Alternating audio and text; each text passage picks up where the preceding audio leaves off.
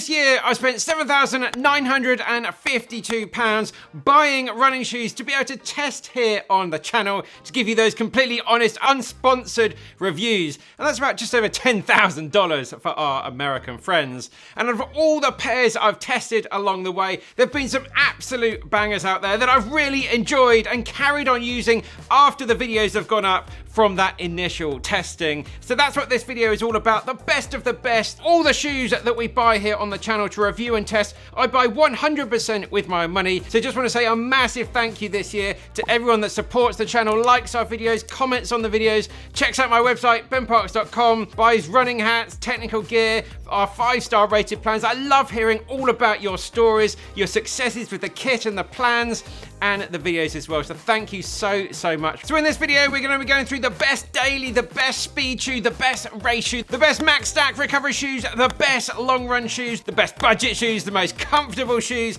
the best for heavier runners, the best for beginners, and then finally the best overall. So make sure you stay tuned for that. Feel free to move the slider around in the video.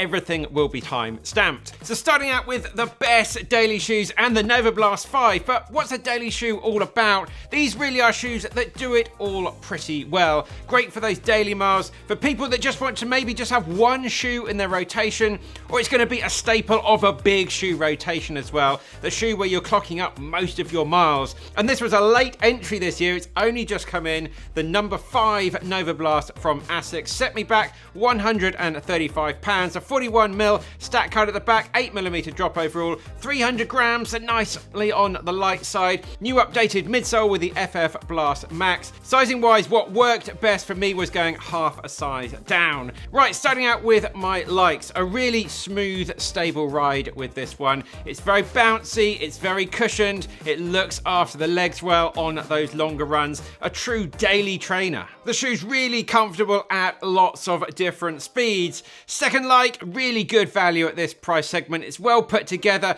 good build quality as well, and should last a decent amount of time. Third like, comfort with this shoe, again, really good. I'm really liking the new lacing system they've got on the Novablast 5, giving a really good solid lockdown. And again, with this partially gusseted tongue in there, that's not moving around and providing any irritation. It does feel a little bit wider up front here, so if you've got a wider foot, you're gonna rejoice here. A little bit of extra material, just really comfy straight out the box, and some good breathability as well. My next like is you've just got a lot of cushion here versus the weight of the shoe. Shoe's quite nice and lightweight, but you've got lots of chunky foam here to look after the legs. It feels really lightweight on your foot as well. So kudos for Asics for getting this around, for me, around about 300 grams. My fifth like is the true versatility of this shoe. Just very easy to run in, no fuss, really simple, and again, really easy for me to recommend. It just gets on, does the job, no matter what distance or pace is on the plan. It's going to look after you pretty well. In terms of what I don't like about the shoe, the dislikes,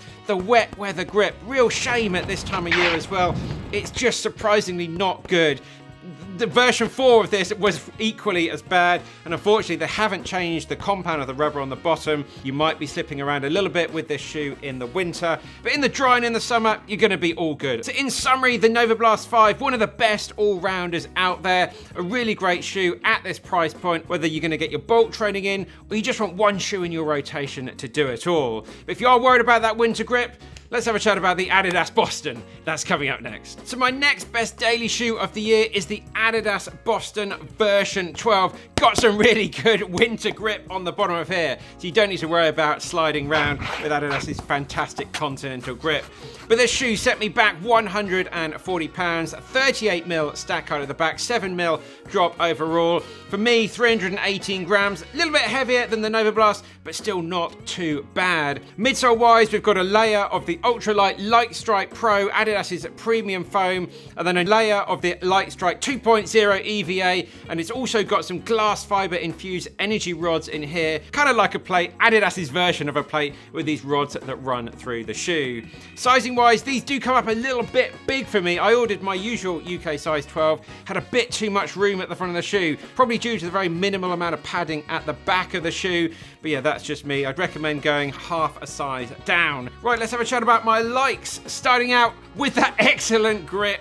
that continental rubber outsole, really fantastic for wet weather. The second like here, it just delivers that fun, engaging ride. It's really happy to pick up the pace, probably a little bit more than the Novablast because of those rods you've got running through the shoe. The ride feels surprisingly fast. It feels like you spent a lot more than 140 pounds to get the kind of speed that you'll be able to pull out of this shoe. This update here brought that slightly wider base, so stability, again, surprisingly good in this shoe. This is a shoe I could definitely see someone racing a 5K all the way up to a marathon distance, so true versatility. And then my final like with this shoe, it also feels nice and lightweight on the foot. The cushioning really helps with those longer runs, and as I say, pretty wide in the upper, which is really good for an Adidas shoe. Normally they do come in very much on the narrow side, but the Boston, don't need to worry about that. Plenty of space up front.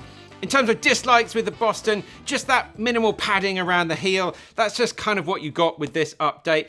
It didn't cause me any problems. I just like a little bit more comfort there for my longer runs. Some people might get some heel slip and the tongue is just a little bit on the short side, so you can't do that heel lockdown lacing. I didn't have any issues with it. It's just something that might well happen. But in summary, with the Boston, just a great all-round daily shoe. It's got that more assisted ride compared to something like the Novablast.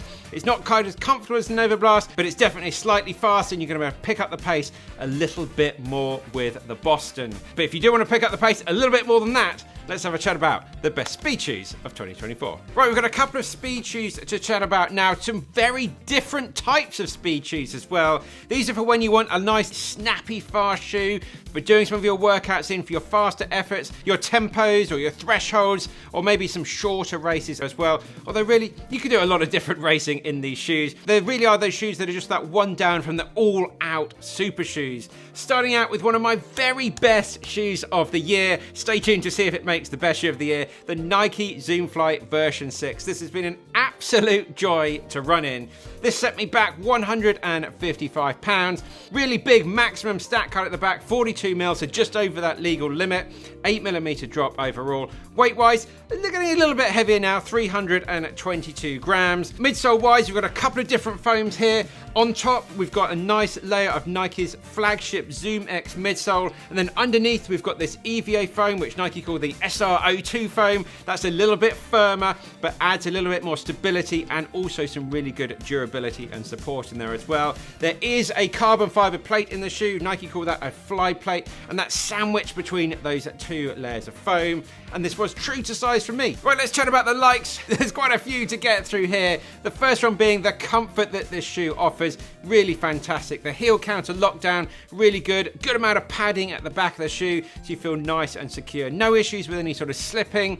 Good amount of width up at the front of the shoe as well. Really comfortable for those longer runs. Could certainly run up to a marathon distance in this shoe. It just has that all-day comfort feel about it. Second one, speed-wise. I've been really surprised at the speed I've been able to extract from the shoe.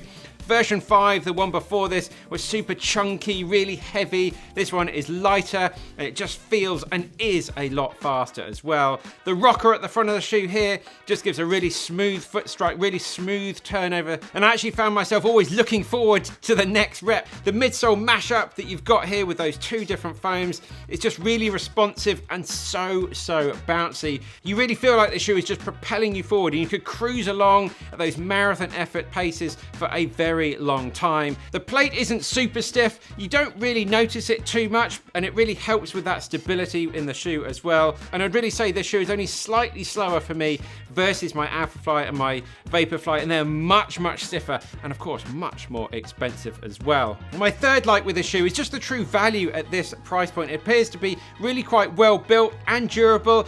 The outsole, really good. Great grip on this outsole. It's just not wearing at all at the moment. And I've carried on running this shoe well after 100 miles, which is really impressive given the amount of fast running. I haven't done too much jogging in this shoe. Most of the time I've been doing my speed sessions, those fast running efforts as well. And carbon plates at this price point, again, pretty hard to find. Odd that Nike have kind of priced this very competitively, but I think they thought they've got a real winner on their hands here. They've got to launch this with an attractive price point to really sort of say they're back on the scene, and a lot of people took up and noticed just how good this shoe is at that price point. But as I say, it's not all likes. A couple of dislikes, 3 dislikes to go through actually. The first one, with this waffle outsole, Nike's waffle outsole is just a little bit noisy. Again, it's just something to note here if you run by yourself. it doesn't matter. But if you're a little bit self-conscious, it might be a little bit noisy, but you're getting some really good grip in the shoe there as well. The rear stability is just a little soft at the back of the shoe. That might put some heel strikers off. For me, I'm a mid-foot or forefoot sort of striker, so I haven't really had any issues there. And thirdly, I don't know, let me know what you think down in the comments. It's just not the prettiest shoe. Again, does that matter if we're running fast? Let me know your thoughts. But in summary, a really good option for anyone training for a full marathon or a half marathon to do those speed workouts, those longer run workouts with those race pace blocks in. Also a good option for racing for people that don't want to break the bank and spend 200 plus, 250. I think the Alphaflys are £289 and they're absolutely crazy. That's not available to everybody. So again, a really good option for a significant amount of change. Just a great value shoe, a lot of tech and a really good price point. Right, let's look at something a little bit more low-key, which was the Saucony Endorphin Speed 4. So I got the Saucony shoe in this very vibrant colorway earlier on this year. Used it a little bit through the summer. There's a much lower stack height, a lot more ground feel you're going to get in this shoe compared to the Nike. But starting out, I paid £180 for this shoe. A little bit on the expensive side for this segment. Stack height at the back, 36 millimeters, 8 millimeter drop overall. Weight-wise, a lot lighter though, 285 grams. Really can pick up the pace so well in this shoe. So we've got Saucony's Power Run PB foam here, a nylon plate, so it's not too aggressive, not like that full stiff carbon plates that you get. Sizing wise, this was good. This was true to size for me. Starting out with my likes, really versatile shoe. I actually put this shoe in my sort of big daily recommendations because you can jog around in the shoe just as much as you can pick up the pace in the shoe as well. So it kind of goes between the two categories. You could easily go out for an easy run with strides, tempo runs, track sessions, and even races. For me, I say up to a half marathon. Personally, wouldn't want to do a marathon this. I'm sure some people have, but for me, up to a half marathon distance, I just personally want a little bit more cushion in the foams there for a marathon distance. And then I'm really liking the plate in this shoe. It's not super aggressive. It feels really nice at those easy running paces. So for your warm up and cool down and just jogging around between reps as well, feels super comfortable there. And my second like with the shoe, we've got to touch on it because it's so lightweight. It's nimble, it's snappy, but also really stable as well. So just got that fast, engaging ride, good ground feel. For those people that like a little bit more ground feel, that's what you're going to get in this shoe. For a fast park run, fantastic grip on the bottom of the shoe as well. Good stability in the corners. The lockdown, it holds your foot nicely in place. But let's have a chat about a couple of dislikes. For some people, this is going to be a little bit too firm. I'd recommend then going for that Nike option. If you want that super soft, super bouncy, super squishy, responsive type shoe, go for the Nike. If you want a bit more ground contact feel, again, it's still responsive and it's still peppy, but you just don't have as much sort of range of motion in the cushion. You don't sink into the foam as much with this shoe. So it's maybe a dislike, maybe a like. I never know what to say in these things. It depends what type of shoe you're after. But because of that flip side, I think it's probably a little bit too firm for that marathon distance. For me, I'd like a little bit more cushion in there. So better suited for this shoe, 5Ks, 10Ks, half marathons. You're gonna really enjoy that lightweight nature of the shoe. But in summary, who do I recommend? The Saucony Endorphin Speed 4. It's a really great option for someone doing a lot of speed work, a lot of tempos, lots of thresholds. Anyone looking for that lightweight shoe that isn't probably going to be into their marathons too much, or anyone just looking for that lightweight, snappy shoe that they can really pick up the pace and run very fast with a high cadence in as well,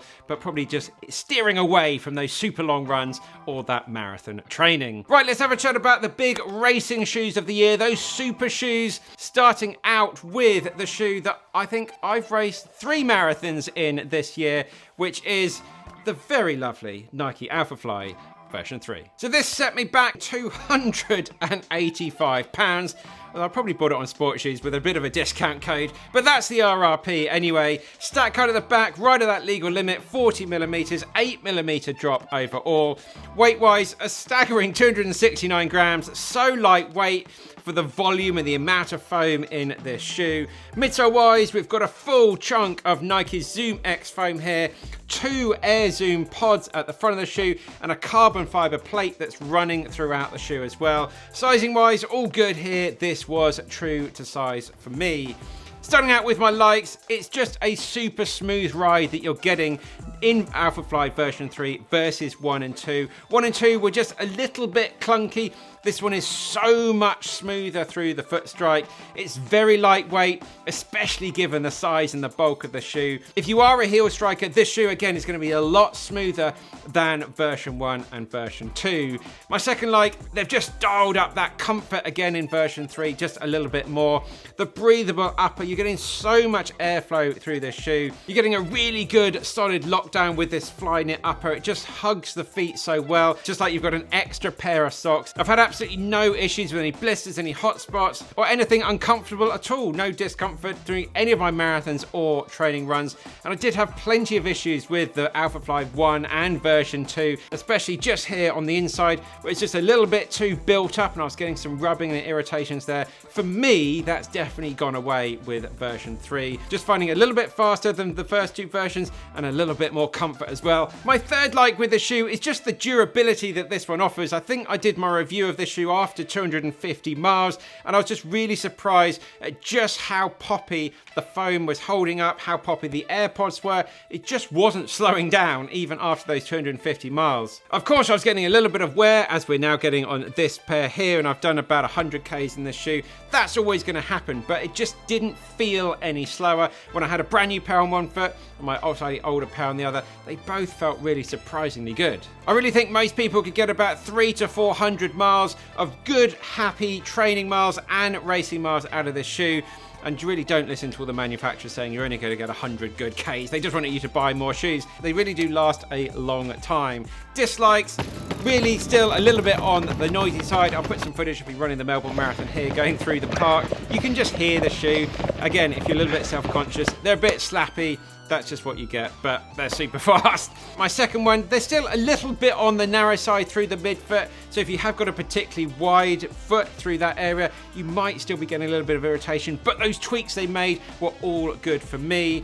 And then yeah, just the price. This is pretty much the most expensive running shoe you can buy. I know Adidas have got their one at £400. I don't think anyone's really entertaining that. You've really got to be an elite athlete to get the most of that anyway. But nearly £300 in Alphafly, it's just a lot of money. But for me, it's the fastest shoe that I've run in this year, especially over those half marathon and marathon distances. But I didn't do all of my races in this shoe. We did actually reach for another shoe just here that's being passed to me. I've done a lot of training miles. I actually ran New York Marathon last year in this shoe, but this is still the current shoe from Nike. And I ran London Marathon in this shoe and I ran Boston Marathon in this shoe earlier on this year. Price-wise, this set me back £240. Stack height, so I'm going the wrong way around. Stack height, 40mm stack height at the back of the shoe, 8mm drop overall, and weight-wise, a very nice 252 grams. So it's a little bit lighter than the Alphafly, but it's a lot lower volume overall. We've got Nike's Zoom X foam midsole, and we're getting that all-important carbon fiber plate, and this was true to size for me.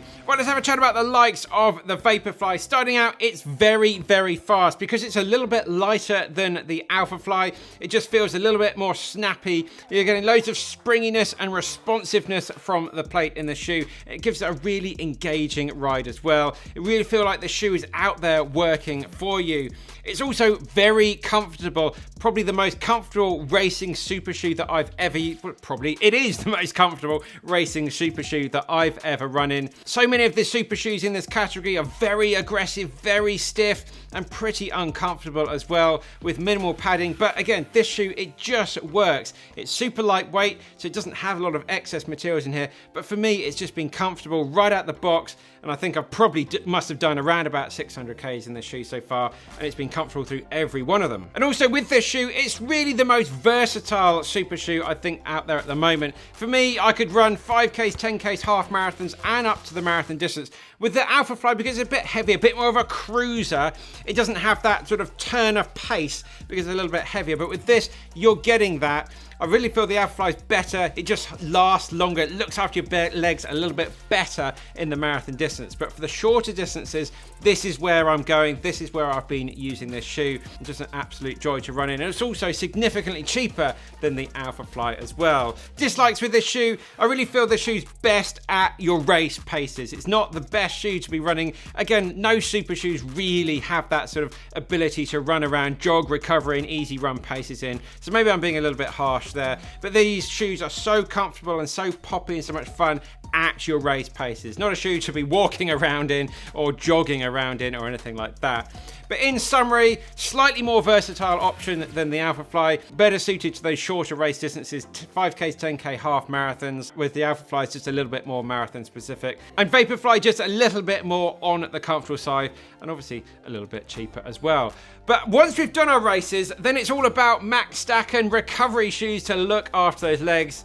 So let's come on to our first entry in the video from Puma. Now, I really didn't think I would enjoy this type of shoe, but I found myself reaching it so often. These are kind of my Monday run shoe after a big Sunday session, just to help my legs recover and look after them really well. Or for whenever I'm just going out for a very long run, for a 30K run or something like that, this is the type of shoe I really like to take on those runs when I'm not going to be picking up the pace. So starting out with the Puma MagMax Nitro. Quite an expensive shoe here, especially for Puma, £170. Stack height, a massive, absolutely crazy 46mm stack at the back of the shoe, 8mm drop overall, and as you're going to see with both these shoes here, a little bit on the heavy side, obviously for the amount of bulk in them to look after your legs, 366 grams. Midsole, we've got Puma's full length Nitro foam midsole, and the sizing was true to size for me. Likewise with the shoe, ultra grippy Puma grip on the outsole, been fantastic, especially as I've got this shoe during the winter time, and it just hasn't let me down once.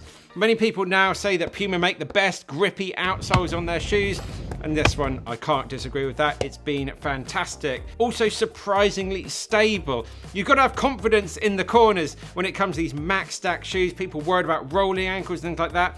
But this shoe, you haven't got to worry about that. The stability in this shoe from the foam, because it's slightly more on the dense side here, so you don't feel like you're wallowing all over the place. This is a little bit firmer than most people might imagine. It doesn't have that super soft, super squishiness. Stay tuned for the next shoe if that's the type of thing you're looking for, but it's got that just right amount for perfecting that long run performance. And touching on that stability as well, your feet actually sit slightly below the top layer of the midsole. It sort of has this almost like sort of V running through the middle of the shoe, so they just stay so firm and so planted in the shoe. Don't worry, that doesn't sound comfortable, but it really is. And then the energy return from that Nitro foam midsole, surprisingly good, and you can pick up the pace a little bit more in this shoe than you might realize. Again, it's not going to be the shoe you're going to be watching doing your speed sessions. They are very bouncy for sure, but you really don't notice this bulk and the weight quite as much as you might imagine. But touching on a couple of dislikes with the shoe, again, slightly expensive for a Puma shoe, usually offers some really good value. The price point of the shoe, it's fine, it's just not the usual Puma sort of value for money that they're offering. And second, it's just a little bit on the narrow side, but if you've got pretty standard or narrow feet, you're going to be absolutely fine, but wider footed people should avoid. You'll be right in the next one though. So summary of the Puma MagMax Nitro, just very well built, long lasting shoe. It's going to absorb a lot of that impact on those slower pace runs, those recovery runs, or those long runs where you're going out all easy, and just really great grip on the bottom of the shoe, so you don't need to worry in these winter months. Also very stable, good for heavier runners here, and we have got a section all for heavier runners coming up later in the video. But if you want something a little bit more super soft, super squishy, then have a look at the Hoka Skyward X. This is just crazy. I feel like an absolute giant walking around in the shoe and running around in the shoe. You need to check bridges when you're running through them. But anyway, this is the Hoka Skyward X, set me back £185, 48mm stack height at the back of the shoe. They've got absolutely no ground feel in this shoe whatsoever. You've got a 5mm drop overall, 378 grams, which I'm pretty sure is the heaviest shoe I've ever reviewed, but it's the type of shoe where it doesn't matter too much. No one's really concerned about the weight of the shoes in this category here. Midsole wise, we've got 2 layers of midsole foam here. 1 layer of Hoka's premium super soft Puma foam, and then 1 layer of their super critical EVA foam for that durability. So for the soft foam with the Puma, for that squishiness, that softness, that bounce. EVA for that durability, so it lasts a long time. And we have got a carbon plate running through this shoe. That's not really in there for any speed, it's in there to help with that stability. With this amount of foam, you'd just be like, I feel almost like you're drunk out there, wallowing all over the place. It just binds that all together to give a nice, stable ride. Sizing wise, it was true to size for me. Now, what I really liked about the shoe, let's have a chat about those likes. It's fun, it feels really quite smooth despite all that bulk in there. I think that carbon plate is just helping with that smooth ride, and it also feels pretty good quality as well. Great for long distance walking or anyone being on their feet all day as well. For me, it's been the shoe I'm just reaching for. My legs are really tired. I'm just enjoying that squish, that softness that this foam provides. It's also very much on the comfortable side, again, as you'd want for this type of shoe. Good lockdown, no hot spots or any blisters like that. Really nice support at the back of the shoe. Dislikes with this shoe, it's really hard, but it's just obviously it's heavy and it's bulky. It's the heaviest shoe I've ever worn. It'd be nice if they could strip out just a little bit of that weight, but we've got some good rubber on the outsole here. Again, absolutely no problem running in the winter with this outsole. So yeah, it's hard to really pick these apart and say these shoes, they're too heavy, because they always going to be really. You just got to bear that in mind when you buy them. They might feel a little bit on the heavy side. Let's have a little summary chat about the Skyward X. As with the Puma, it's been really good for those recovery jogs. The Max Stack, that really soft foam looking after my legs when they're just feeling a little bit battered on those Monday mornings. The Puma, it's got a little bit more firmer feel to it. That's the shoe I'd be reaching for my long all easy runs. The Skyward X, again, you can run long in it, of course you can, but it's really a lot softer, a lot squishier, a lot more compression you've got going on here, but still, it's really stable and just really good fun to run in. Right, let's have a chat about some more dedicated long run shoes. When we're doing that marathon training sessions, we're going out for long, steady efforts, picking up the pace over the long runs. Starting out with one of the shoes that's definitely a contender for shoe of the year. It's so much lighter than those last ones. The absolutely lovely Asics Superblast version 2. This is my second pair. Luckily, I've managed to secure 4 pairs this year, but you've really got to know what you're doing, when to log on to websites to buy them, because it's the most in-demand shoe this year, without a doubt. This shoe set me back £200, stacked at the back of 45mm, but an 8mm drop overall. Weight-wise, so lightweight, 288 grams, amazing for the amount of foam you're getting. Midsole, we've got mostly Asics' FF Turbo foam, which is Asics' most premium foam. This is what they put in all of their high-end race shoes. There's no plate in this shoe. And then sizing-wise, I did go half a size down. I went half a size down in version 1 and again in version 2. I did get 2 sizes when I first bought version 2, see if they'd corrected the sizing. But no, still went half a size down and it was absolutely fine. Right, likes with this shoe, it's just so versatile. I definitely could have put this one in the daily shoe category as well, but it's long runs where this shoe really sings. A shoe that really can do it all. Races, speed work, easy runs, long runs. This shoe could feature in any of the categories in this video, and it's also so comfortable as well. This is the shoe that I reach for 90% of the time when I'm not testing other shoes. Second like with this shoe, just so lightweight. It's just amazing. You can pick up the pace so well in this shoe. If you're just out there and you think, I fancy having a bit of fun today on easy runs, you want to do some strides, or just think I'm going to do a bit of an impromptu fartlek, or if you are doing some marathon training long runs with some 5k marathon pace blocks in, it can do it all. It's so versatile. And also, yes, £200 for a non-plated shoe is expensive, but it's been so durable for me as well. It's holding out surprisingly well. But you can easily get 1,000 Ks out of this shoe, no problem at all. 600 miles. If you're a little bit heavier, probably a little bit less, a little bit lighter, potentially a little bit more as well. But really durable. The upper's holding up fantastically well. This is what it looks like after. This is probably around about 600 Ks I've got in this shoe. Plenty more I can do in this one. Dislikes wise, just super hard to get hold of, and yes, it is a little bit more expensive, but the versatility makes up for that. Also, just have a quick chat about the grip on this shoe. I haven't actually got this on my notes here, but after the Novablast and all the grip problems, the grip is not too bad on this. Asics have a different compound of rubber on the bottom of this shoe, and it's okay. You're gonna be all right in the winter. I wish I'd take it off here, put it on the Novablast, make it such a better shoe. It's not the best, don't get me wrong. You know, it's not like the Puma grip or the Adidas Continental grip, but it's okay. You get by, you don't need to worry about it. It was a really good upgrade on version 2 versus what they had on version 1. But in summary, a lightweight max cushion shoe that can handle every different type of run brilliantly. Expensive, but it's so much damn fun, and it will last a long time as well. Definitely a contender for shoe of the year. Stay tuned for that.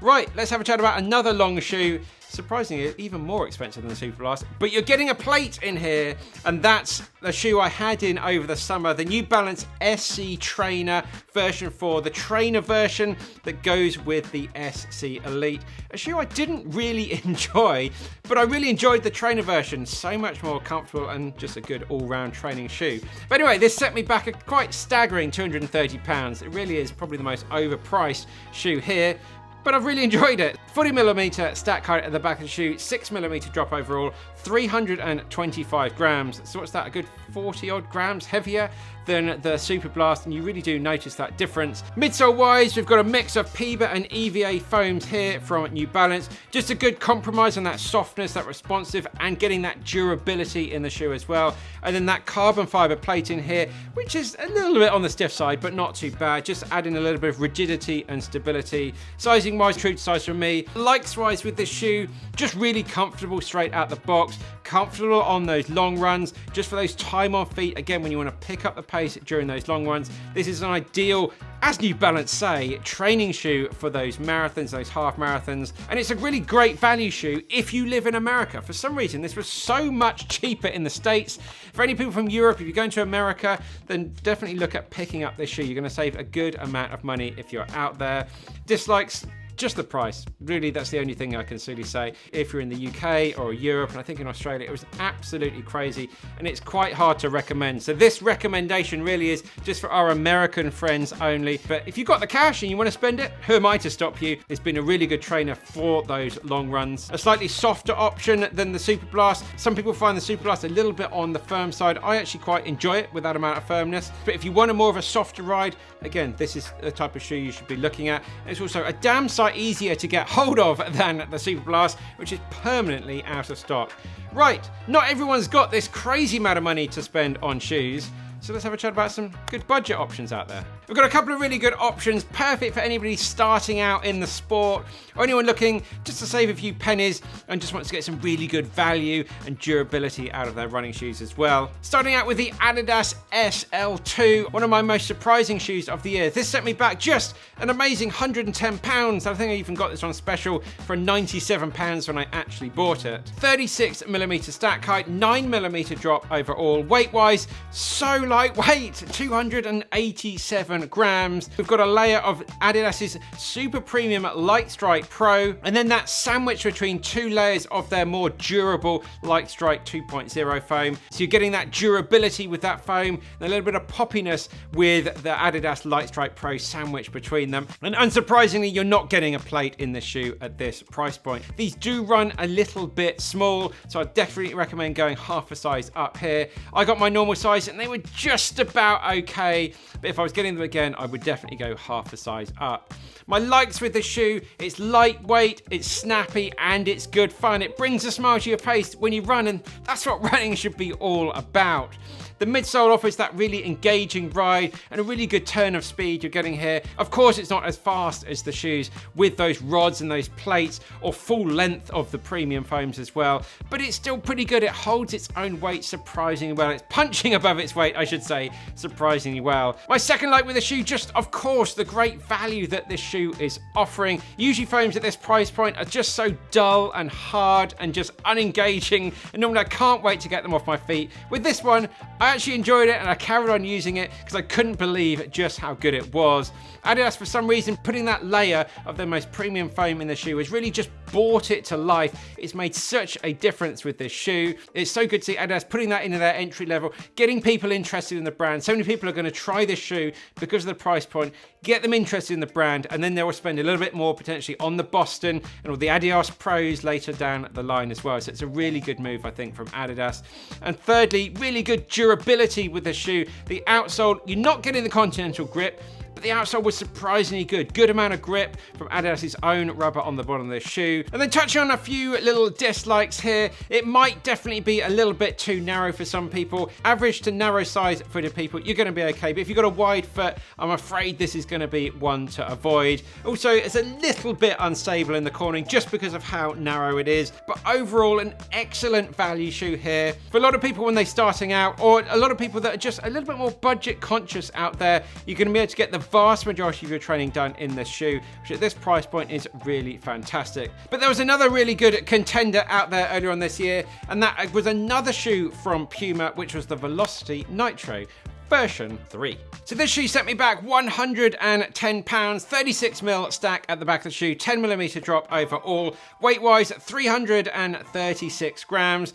Midsole, we have Puma's standard foam here, then Nitro foam, and there's no plate in this shoe. The sizing was true to size for me. Starting out with the likes with the shoe, just really comfortable right from the off. Lots of padding in this shoe. The laces hold the feet in position really quite nicely. Secondly, surprisingly, again, really quite a versatile shoe. The Nitro foam is fun and bouncy. It's a good all-round daily trainer, and you can definitely run at lots of different paces in this shoe. Third, like, really good grip. The Puma grip, as we said earlier with the MagMax, absolutely fantastic. Also really good durability. Regardless of the price, this is a really good, solid winter option. And then fourth, like, you've got to talk about the price here, as we did with the SL2. It feels a lot more expensive than it actually is. Really surprisingly good build quality with this shoe as well. And you can also pretty much always get the shoe a lot less than RRP, so it's just absolutely mind-blowing value. Dislikes wise, the standard width, again, unfortunately with both these budget shoes, they are a little bit on the narrow side, but overall with the Puma, just a really good value shoe, massively underrated, massively underpriced as well in my opinion. As I say, you can usually pick these up for a lot cheaper than RRP.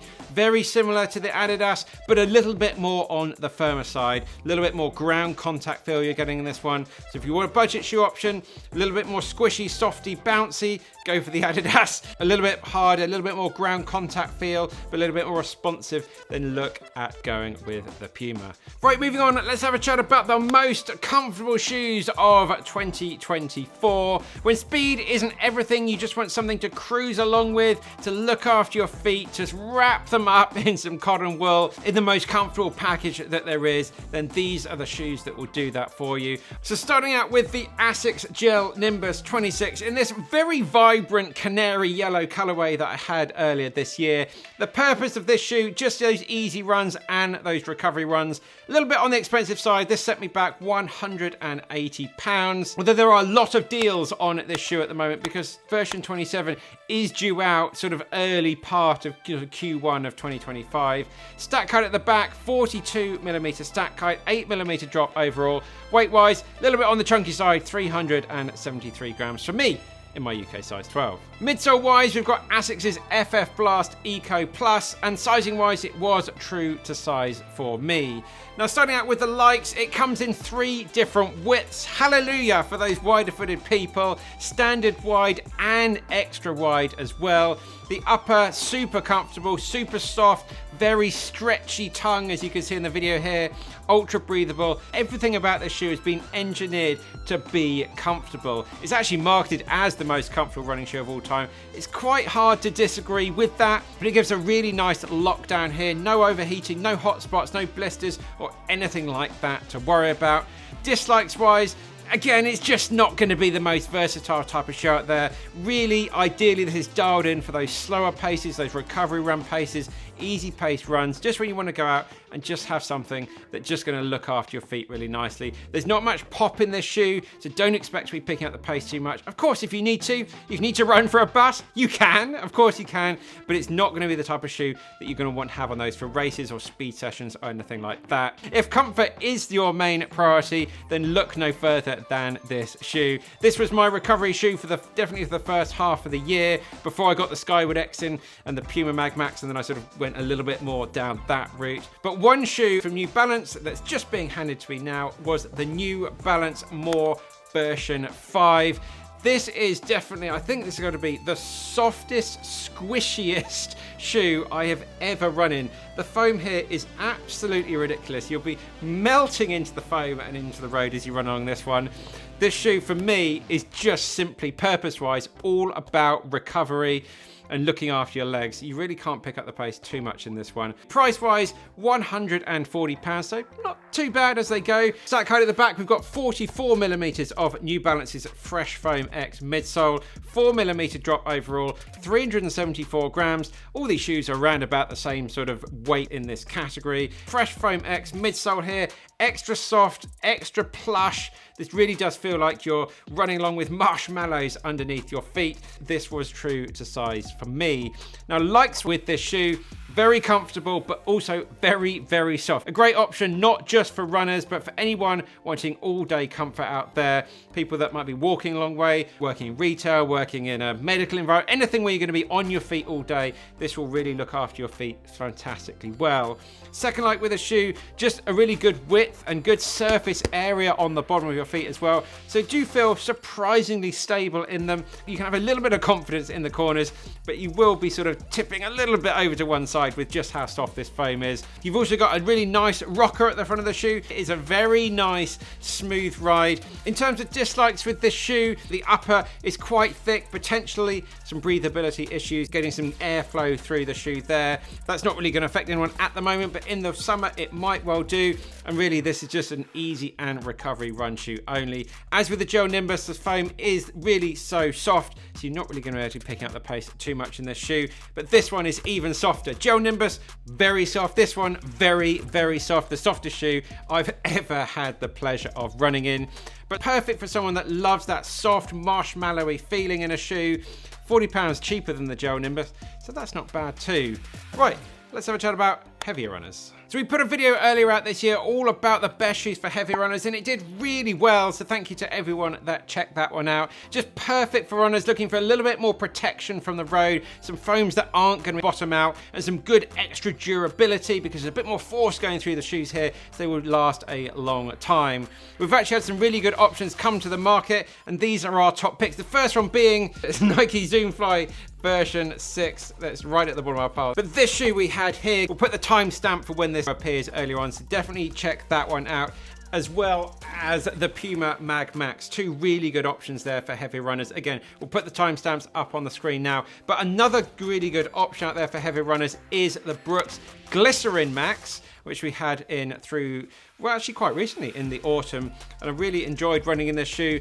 Perfect for those easy runs, those recovery runs, and also those long runs as well. This shoe sent me back £180, 45mm stack at the back of the shoe, 6mm drop overall. Weight-wise, again, all kind of roughly the same, 375 grams. We've got Brooks's DNA-tuned cushioning, two different types of nitrogen density within this foam. Got some larger cells at the back of the shoe, perfect for those soft, airy sort of landings, and then some smaller cells at the front of the shoe, just for a little bit more of a poppy toe off through that foot strike. And sizing wise, this was good. This was true to size for me. So what did I really like about this shoe? The first one being it's very smooth and stable through the foot strike. The midsole is a little bit firmer than you might expect. Quite Superblast type feeling here with this shoe, but this is so much heavier, unfortunately. The rocker at the front of the shoe is really nice and smooth, just helps with that transition through the foot strike and just helps disguise the weight of this shoe really quite well. Second like with the shoe, comfort wise, again, really good here. So much cushioning around the heel, really giving a really nice lockdown. Third like with the shoe, it's just very well put together. A really good quality shoe, something you always do expect from Brooks. And my fourth like with the shoe, it's really good in larger sizes. Some heavier runners, bigger people, bigger framed people. This goes all the way up to size 14 and have a really good generous width at the front of the shoe. Dislikes with this shoe, it's really ideally only good for that easy pace running. Heavier runners, if you want a good race shoe, look at this one, or the Alphafly as well. But the Zoomfly 6 and the Alphafly be perfect for some heavier runners that want that all-out speed shoe. But for those daily miles, this is where you're going to be getting a lot of your good training in. So in summary, with the Brooks, that 45mm stack height, a really good option for those heavier runners. You're not going to be bottoming out this foam here, and it's definitely going to last a long time as well. Some really good durability. Really liking the rubber that Brooks have put on the bottom of the shoe. Again, some good winter grip on there as well. And the fact that it comes up in some larger sizes as well, and that decent width, means it's a really nice option. Right, let's have a chat all about best shoes for beginners. If you're new to running and looking for your first pair of running shoes, you want something that's going to be really nice and versatile, something you can run on the roads, run on the treadmill, maybe a little bit of a light trail out there as well, lots of different paces, and something that's of course going to be really nice and comfortable and offer some good long-lasting value as well. You're probably not at this stage so dedicated and invested in the sport to have a big shoe rotation or anything like that. So I think the best options here would would be looking at something like the Novablast version 5. It just ticks so many boxes for that do-it-all shoe at a pretty good price point as well for people that don't want to break the bank. Again, we'll put the timestamp for this one so you can go look at the full review there. Another great option at that even cheaper price point, the Adidas SL2. Again, timestamp is up on the screen now. Go and check that one out there. Again, both these shoes, really good price points, really good versatility they're offering. You can get so many of your runs done in them and potentially have a good race in them as well. And it's really going to get you invested in the sport with some good quality kit that's going to last a long time. We do have a dedicated full video which we made before these shoes actually came out. So if you want even more options on some good beginner shoe options, then we'll link to that down below and up here as well. Right, here we go, the best of the best overall section of the video. Before we get stuck into that, let me know down in the comments what's been your best shoe of the year. What shoe have you bought and it's really brought a smile to your face? Share and help out the running community and let everybody scroll through the comments and see some great options out there as well. I think the second best shoe, the runner-up shoe of the year for me, has been the Nike Zoom Fly version 6. Replaced a quite frankly terrible version 5 in my opinion. This one, I got it in and I just wasn't that excited to go out for a run in it. And as soon as I put it on, as soon as I started in those early Ks, I was like, there's something very, very special going on with this shoe. I quickly got over the slightly odd, quirky looks with it. And I say I've done so many training sessions. A lot of the time I've just put this shoe on instead of my Alphafly, instead of my Vaporfly. Don't want to put too many miles on that. And I've just been amazed at how fast this is, amazing how fun it is. We've had some really good times together. So that's been my runner-up shoe of the year. But yeah, maybe a little bit predictable and maybe a little bit boring. I don't know, but oh, Sarah's just smashed the microphone. Hopefully you can still hear us now. But yeah, I really can't say anything other than the Superblast 2 for my shoe of the year. Unfortunately, with the availability issues, it is still hard to get hold of, but it's so light, it's so much fun, and it is that shoe that if I could just run in one shoe for the rest of my life, then this is what it would be. It travels with me wherever I go. If I can only take one shoe on a plane, on a trip, or on a train, this is the shoe I'll be taking. It's comfortable to wear casually, and just whatever you do in it, it just delivers an amazing, fun, engaging, responsive ride, and it just makes me feel quite happy. So that's my shoe of the year. Let me know your shoes of the year down in the comments below. Hope you've enjoyed the video. Got so much shoe content coming up in 2025. Already started planning those videos out. And finally, thank you for myself and Sarah, everyone that supports our videos. So I hope you've enjoyed it. That's it, guys. Keep on working hard. Keep on getting it done. I'll see you in the next one.